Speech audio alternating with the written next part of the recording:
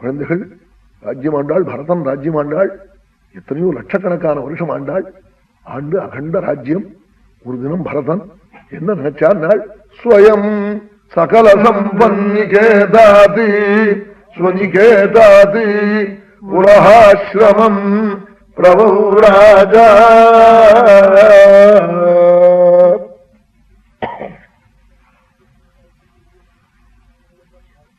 ஐஸ்வர்யம் உள்ள தன் ராஜ்யத்தை ராத்திரியில விட்டுவிட்டு உலகாசிரமத்துக்கு பரப்பிட்டு வந்துட்டாளாம். சாளகிராம வளையும் திருஷத்வதி நதியினாலே ஆவர்த்தமான பிரதேசம், நேபாளத்துக்கு பக்கம். மனுஷன் உள்ள போக முடியாத இடத்துக்கு பூட்டாளா ராஜா, என்னமாவோ பூட்டாளா. உலகாசிரமம் பிரபு ராஜா என்ன பண்ணினார், கோபாலனுடைய விக்கிரகத்தை வச்சு பூஜை பண்ணினாளாம். தயேத்தமவிரத புருஷ பரிச்சர்யா பகவதி பிரவர்த்தமானானுராக பரத்ருத ஹிருதய அர்ச்சனம் பூஜை அஹோராத்திரம் பகவத் ஆராதனம் பண்ணணும்னு ராஜ்யத்தை விட்டுட்டு போனாளா. அப்படி பகவானுக்கு பூஜை பண்ணி அர்ச்சனம் பண்ற போது ஒரு நாளைக்கு என்ன பண்ணினாளாம், ஓம் விதுராக்ரூர வரதாய நமஹ, ஓம் விஸ்வரூப பிரதர்ஷகாய நமஹ, ஓம் சத்யவாச்சே நமஹ, ஓம் சத்யசங்கல்பாய நமஹ, ஓம் ஜெயினே நமஹ, ஓம் சுபத்ரா பூர்வஜாய நமஹ, ஓம் பீஷ்மமுக்தி பிரதாயகாய நமஹ. அர்ச்சனை சொல்ற போது கண்ணு கண்ணீருமா கதறினாலாம், துளசியும் கையுமா. விதுரம் வீட்டுல போய் கஞ்சிக்கு காத்துட்டு இருந்தியே, சாயங்காலம் 6 மணிக்கு வரப்போற அக்ரூனுக்காக 3 மணி போகணும் வெயில்ல நின்னையே. ஓம் விதுர அக்ரூர வரதாய நமஹ, பீஷ்மமுக்தி பிரதாயகாய நமஹ. ரதோத்தமி அன்னைக்கு தேர் வடக்க சூரியனுடைய ரதம் திரும்பின உடனே பீஷ்மருக்காக வெயில்ல வந்து நின்று என்ன வேணும்னு போய் கதறிக்கிட்டு நின்னையே. என்னாலாம் கண்ணும் கண்ணீருமா துளசியும் கையுமா 4 நாள் பூஜை மறந்து போய் என் பிரபுக்கு இத்தனை கருணையா பக்தாள்டேன்னு தாமபி கிரியமானாம் பகவத்சபர்யாம் நசஸ்மாரா. துளசியும் கையுமா கண்ணும் கண்ணீருமா 4 நாளைக்கு பூஜை மறந்துட்டாளாம். பகவத் காருண்யத்தை நினைச்சு, அதான் பகவானுடைய கருணை. சூரியன் வந்து அழுதான், பாலிவசமானது.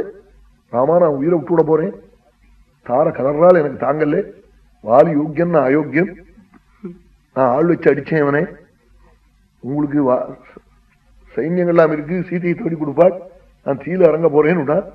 சுவாமி என்ன பண்ணினான், வால்மீகி சஞ்சாத பாஷ்ப பரவீரம் முகூர்த்தம் விமனா பகுவ. 1 மணி சுவாமி அழுதுட்டாளாம், பக்தன் சரீர தியாகம் பண்றேன்னு சொன்னானேன்னு. பகவத் காருண்யத்துக்கு இதுக்கு மேல முடிவு உண்டான்னு கேட்டாள்.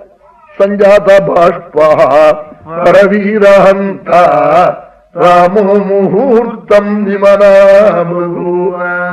என்ன அண்டின பக்தன் சரீரத்தை தியாகம் பண்றதா, அவன் போகபோக்கியம் இல்லாம போறதான்னு சுவாமி கதறி விட்டாளா ராமன். அப்புறம் சமாதானம் பண்ணி, சுக்ரீவனே நீ அப்படிலாம் பண்ணப்படாதுன்னு அப்புறம் சொல்றாள் சுவாமி. அதான் பகவானுடைய கருணை, அத்தனை கருணை ஈஸ்வரனுக்கு. அந்த காருண்யத்தை நினைச்சு பீஷ்மருக்காக வந்து காத்துக்கிட்டு இருந்தியே, சுவாமி வந்து நின்று இருந்தாள். சதேவ தேவோ பகவான் பிரதீட்சத. அந்த கலைபரத்தை விடுற மட்டும் நிற்கணும்னாலாம் நின்னாளாம் சுவாமி வெய்யல்ல. அதை நினைச்சாலாம். அர்ச்சனை சொல்ற போது ஓம் பீஷ்மமுக்தி பிரதாயகாய நமஹ, அதை நினைச்சு கண்ணும் கண்ணீருமா 4 நாளைக்கு பூஜை எல்லாம் மறந்து போய் துளசியும் கையுமாய் கண்ணும் கண்ணீருமாய் தாமபி கிரியமானாம் பகவத்சபர்யாம் நசஸ்மாரா மறந்து போட்டாளாம். ஒரு தினம் ஏகதாது மகாநத்யாம் கிருதாபிஷேக சையமிகாவஸ்யதா பிரம்மாட்சரமபிகிருணானஹ முகூர்த்தத்ரய முதகாந்த ஏகஏவ உபவிவேஷ. 3 மணி பிரணவ ஜபம் பண்ணி திருஷத்வதி நதியில ஏகாந்தமான இடத்துல அந்த துறையில உட்கார்ந்து பிரணவ ஜபம் பண்ணாலாம் வீராசனத்துல. பரதன் மகாராஜா ராஜ்யம் வேண்டாம், பகவத் ஆராதனம் சன்னியாசம் ராஜாக்கள்லாம் பரப்பிட்டு இருக்காள். அத்தனை உஷத்தி நம்ம தேசத்துல. முகூர்த்தத்திரையும் பிரணவ ஜபம் பண்ணாலாம், 12,000 ஆவர்த்தி பண்ணலாம் 3 மணியில. 90 நாள் அப்படி பண்ணினா வீடு வாசல் பேர் ஊரு எல்லாம் மறந்து போயிடுமா, நாமரூபங்கள்லாம் போயிடுமா. நீ யாருன்னு கேட்டா சொல்ல தெரியாதா? அப்படிலாம் எதிகள் இருந்திருக்காள், இருக்காள், எல்லாம் மறந்து போயிடும் விஷயங்கள்லாம். அப்படி ஜப்பம் பண்ணிட்டு இருந்தாள். நித்தியம் பண்ற வழக்கம். காலையில் அப்படி பண்ற போது ஒரு பூர்ண கர்ப்பிணி ஒரு மான் பிரசவ வேதனை தாங்கல்ல, பிரசவ காலம். இன்னும் அம்மாவா இருக்கா, காவியா இருக்கா, கொண்டு போட்டு கொடுப்படா, கஷாயம் வச்சு கொடுப்படா, வெந்நீர் கிடைக்குமா, தாகம் தாங்கல்ல. பர மகான் உட்காந்துருக்காரு, ஒண்ணும் பண்ண மாட்டாரு நம்பி அங்க போய் ஜலம் சாப்பிடுவோம்னு பிரசவ வேதனை தாங்காம தத்ர ததா ராஜன் ஹரிணி பிபாசயா ஜலாசயாபியாசம் ஏகைவ உபஜகாமா. பூர்ண கர்ப்பிணியான மானங்க வந்து ஜலம் சாப்பிட வந்து ரொம்ப வேகமா சாப்பிட்டுதான். தயா பேபியமான உதகே தாவதூர தாவதேவா விதூரே நததோ மிருகபதே லோகபயங்கர உதபததி. ரொம்ப வேகமா ஜலத்தனா காலனக்கி சாப்பிட்டுதான். அந்த சந்தர்ப்பத்துல கரையில ஒரு பெரிய புதருக்குள்ள ஒரு கழச்சிங்கம் கிடுகிடுகிடுன்னு லோகம் முழுக்க நடங்க முடியா சப்தம் பண்ணிட்டுதான். அதை கேட்டதே ரொம்ப அவிவேகம் உள்ள ஜாதி, அதுவும் ரொம்ப பயந்த ஜாதி மிருகம். அதுல என் ஸ்திரீ, அதுல என் கர்ப்பிணி, அதுவும் அது பிரசவ காலம். பக்கத்திலேயே கிட்டக்க சப்திக்கிறது.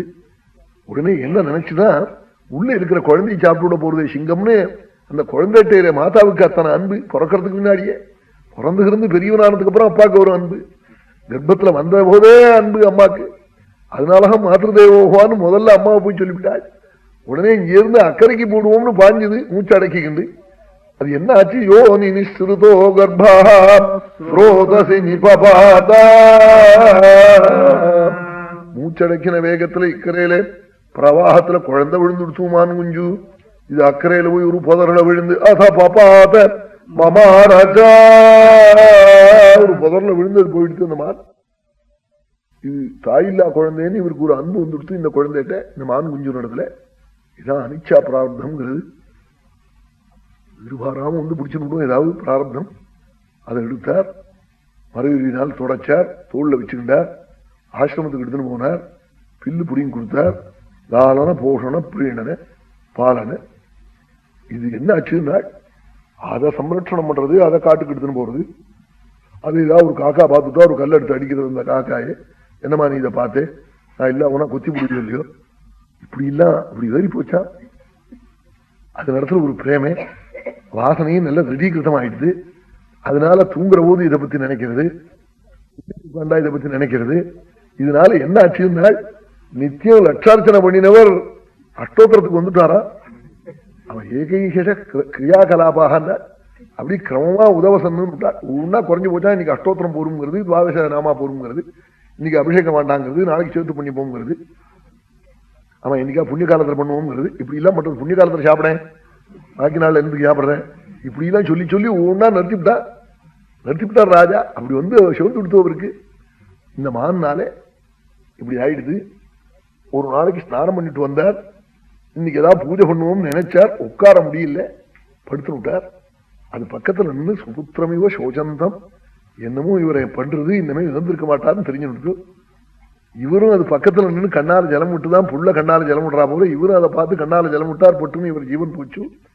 கடைசியில எதை நினைக்கிறாளோ சுவாமி சொன்னார், தஸ்மாத் சர்வேஷு காலேஷு மாமனுஸ்மரை ஜஜா. என்னை போதும் என்ன நினைச்சானா என்ன ஆயிடுவேன்னா, சுவாமி என்னமோ தன்னை விஷயத்தை சொல்லிக்கிறதுக்காக சொல்றாருன்னு நினைச்சான் அர்ஜுனன். என்ன நினைச்சா என்ன ஆவேன்னு சொல்லலேடா, எதை நினைச்சாலும் அப்படி ஆவேடான்னாடா. எம் எம் வா விஸ்மரன் பாவும் தெஜத்யந்தே கலேபரம் தந்தமே வைதி கவுந்தையா. என்ன நினைச்சா கடைசி காலத்துல என்ன ஆவேன்னு என்னமோ என்ன விஷயத்துக்கு ஜீவனோ இல்லையோ அப்படிலாம் தோணும் விபரீதமா.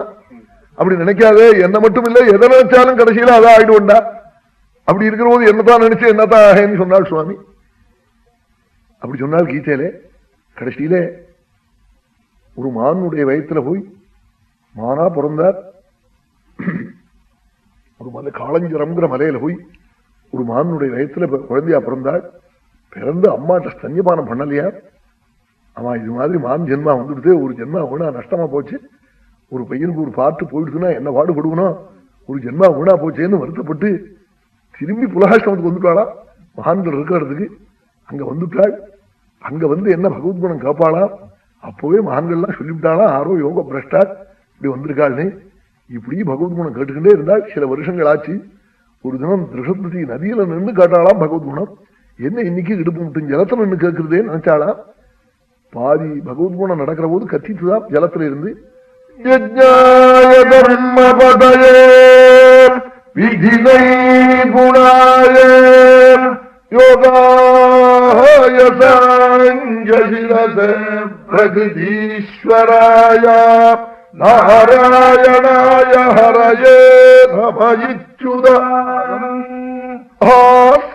மிருகத்வமபி யஸ்ஸமுதாஜாரா. அதனாலாம் சரீரத்தை மிருகஜன்மாவை விடுறாளா. அப்போ விடுற போது மானுஷமான வாக்கால கத்தித்துதான். எந்த பிரபு யஜ்ஞாராத்தியமான தேவதையோ, எவன் தர்மத்துக்கு பலதாத்தாவோ, எவன் பிரகிருதியை தன் காலால அம்மின் இருக்கானோ, எவனவன் அவரவருடைய தலையில இழுத்து உள்ளபடி நடக்க முடியா பண்றானோ, எவனை யோகிகள் தாடுறாளோ, எவன் உபனிஷத் பிரதிபாத்தியனோ, எவன் நாராயணனோ, எவன் உலகத்துக்கெல்லாம் குருவோ, அப்ப சர்வதுரிதத்தையும் எவன் அபகரிப்பனோ அந்த பிரபுக்கு நமஸ்காரம்னு இந்த மிருகஜன்மாவை விடுற போது இறங்கி கத்திட்டுதான். நாராயணாய ஹரயே நமஹ இதி உதாரம் ஹாஸ்யன் மிருகத்வமபியா சமுதாஜஹார. மிருகத்வம் ஹாஸ்யன் அபி உதாரம் சமுதாஜஹார. வானரையா கத்திட்டுதான் அந்த மான். தீர்த்தோதக கிண்ணம் சரீரம் மிருகசரீரம் உத்சசர்ஜான்.